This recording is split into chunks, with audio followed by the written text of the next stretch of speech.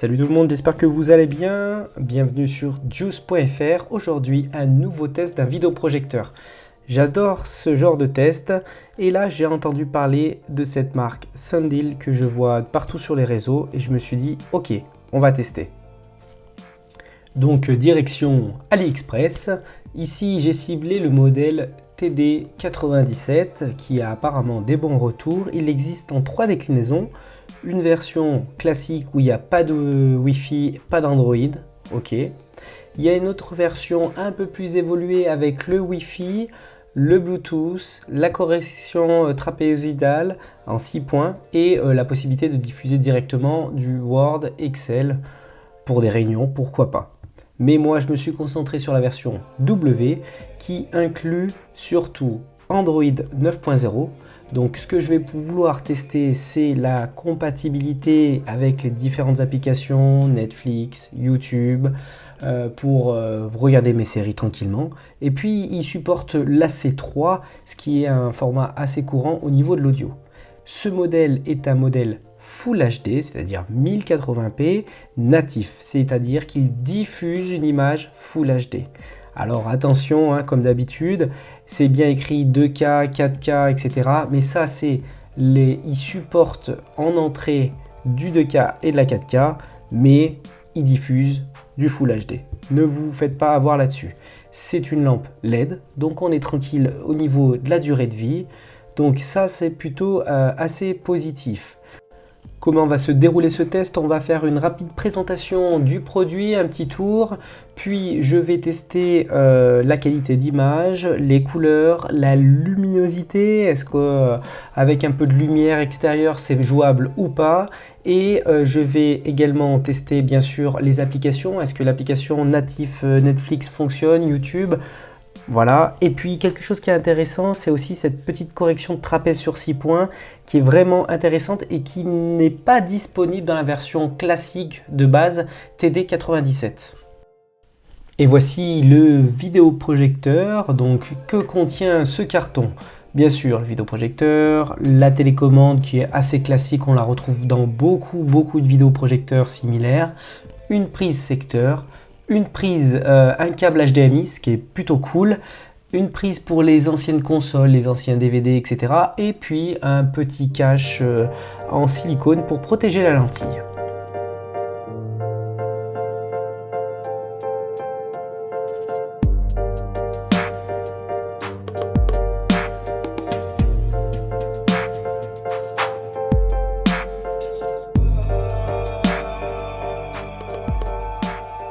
Alors, quelle connectique retrouvons-nous à l'arrière de ce vidéoprojecteur? 2 prises USB pour mettre une clé USB ou un Chromecast éventuellement, 2 ports HDMI, ce qui est pas mal pour une box, une console, et puis surtout une prise RJ45 pour une prise réseau, ça c'est pas mal du tout. Une prise bien sûr casque audio et puis pour la prise AV. De ce côté, il y a la ventilation avec un filtre qu'on va pouvoir voir un peu plus tard. Sur le dessus, il y a la molette du focus et de la correction de trapèze. Je vous conseille d'utiliser plutôt la correction de trapèze qui est numérique avec Android. Ici, le petit filtre amovible qui va permettre d'être soufflé ou aspiré. Super pratique. Et on retrouve aussi les 4... Alors là, c'est bien sûr pour régler éventuellement l'assise du vidéoprojecteur. Et sous les 4 petits plots, on peut fixer, pour le fixer par exemple au plafond, mettre une fixation. Je vous mettrai un lien d'une fixation que j'avais utilisée pour chez moi et que je trouvais super.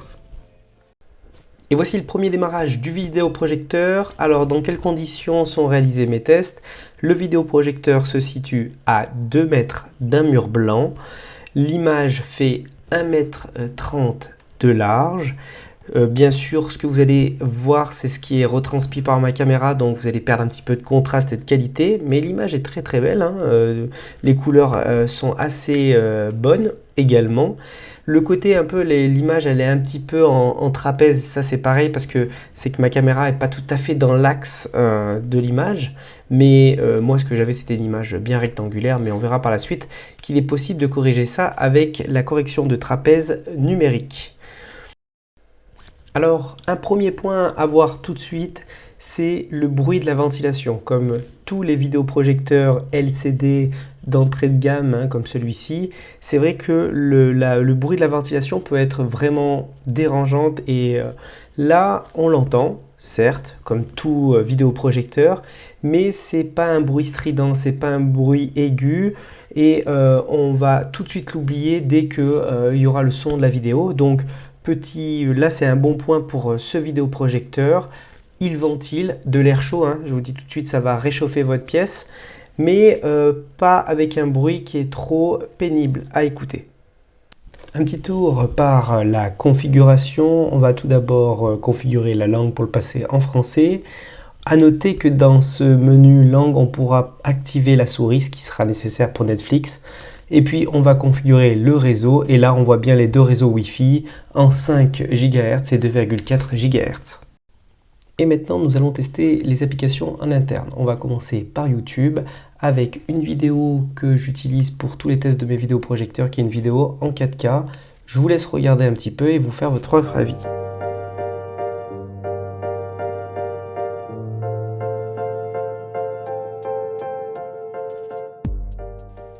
Au niveau des couleurs, je trouve qu'elles ne sont pas saturées et qu'elles sont plutôt justes, ce qui est vraiment très agréable, avec un bon contraste, une bonne luminosité, c'est plutôt agréable. Au niveau du son, alors, il n'y a qu'un seul haut-parleur qui est à l'arrière du vidéoprojecteur, il est petit, mais il ne sature pas et il est plutôt de bonne qualité. Pour une chambre, ça sera suffisant. Après, je vous conseille de mettre un home cinéma si vous voulez vraiment avoir l'ambiance cinéma.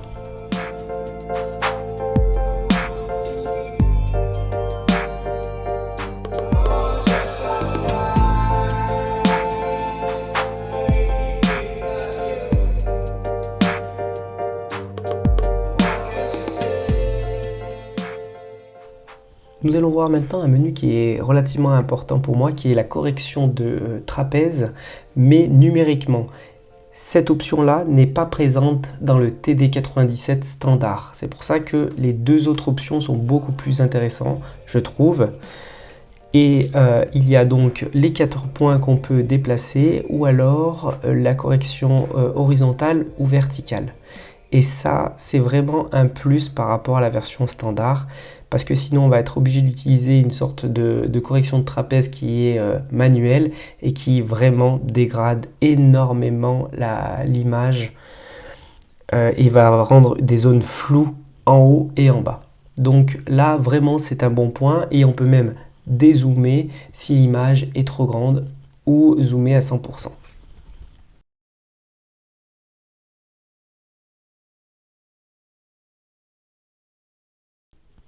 Petit point que j'ai pu observer, c'est que sur l'application YouTube qui est intégrée au vidéoprojecteur, eh ben, je peux monter que à 720p et je peux pas monter plus.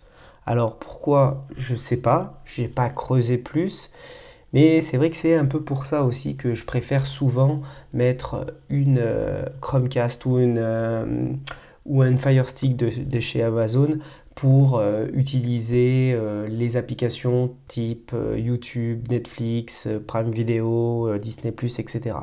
Alors là, on va tester Netflix. Donc déjà, ce qui est cool, c'est que l'application se lance.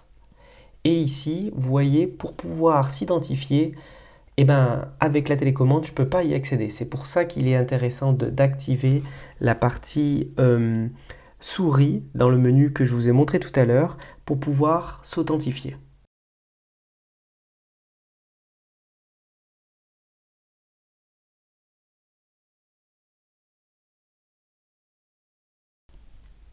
Alors après s'être authentifié et activé la souris, on peut utiliser l'application Netflix, on peut exécuter, lancer un film sans problème, mais la navigation avec la souris reste assez laborieuse. Donc oui, on peut regarder des films, mais c'est pas vraiment top pour la navigation.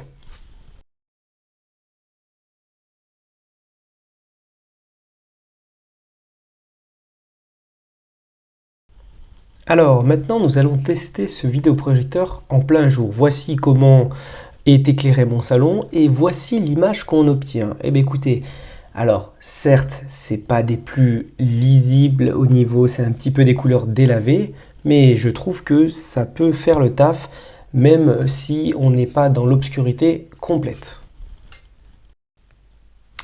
Revenons dans la pénombre complète et testons la PS5 pour voir si le vidéoprojecteur a beaucoup de latence ou pas, s'il est possible de jouer avec ce vidéoprojecteur, ce qui n'était pas tout le temps le cas avec les différents vidéoprojecteurs que j'ai pu tester. Alors là, je suis sur PS5, on va lancer Astro, une petite partie, et puis on va voir tout ça.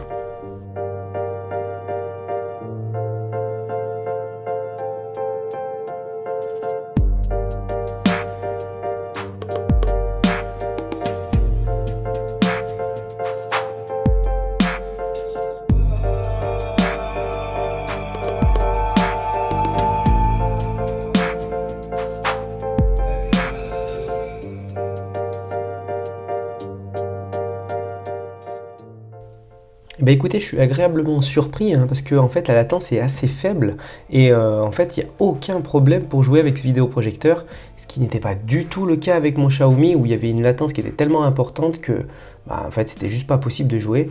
Donc là aucun problème, hein, j'ai testé différents jeux et ça marche super.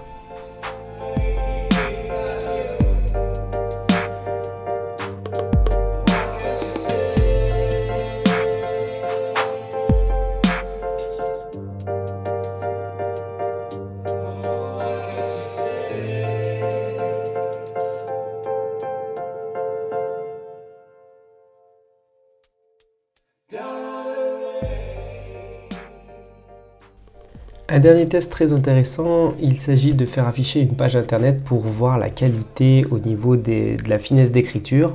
Donc là, je suis allé tout simplement sur le site juice.fr avec l'explorateur qui est intégré dans le vidéoprojecteur et on voit qu'on arrive très clairement à lire le texte, il n'y a pas de problème, mais on voit que les extrémités sont un petit peu moins nettes que le centre, ce qui est très répandu sur ce type de vidéoprojecteur. Il est l'heure de passer au bilan de ce test. Alors pour moi il est plutôt positif, ce vidéoprojecteur est très lumineux, il a une ventilation qui fait pas trop de bruit, bien qu'elle est présente bien sûr, il a des bonnes couleurs et vraiment je trouve qu'il est très très bon en jeu vidéo, ce qui n'est pas tout le temps le cas, la latence est assez faible. Maintenant je ne conseille pas forcément la version Android, qui est la plus chère, ni la version la moins chère standard parce qu'il n'y a pas la correction de trapèze. Je trouve que la version intermédiaire est à mon avis la plus intéressante et après on peut brancher dessus éventuellement un Chromecast ou un Fire Stick pour pouvoir diffuser son contenu YouTube, Netflix, Disney+, etc. J'espère que ce test vous a plu, je vous dis à bientôt sur juice.fr.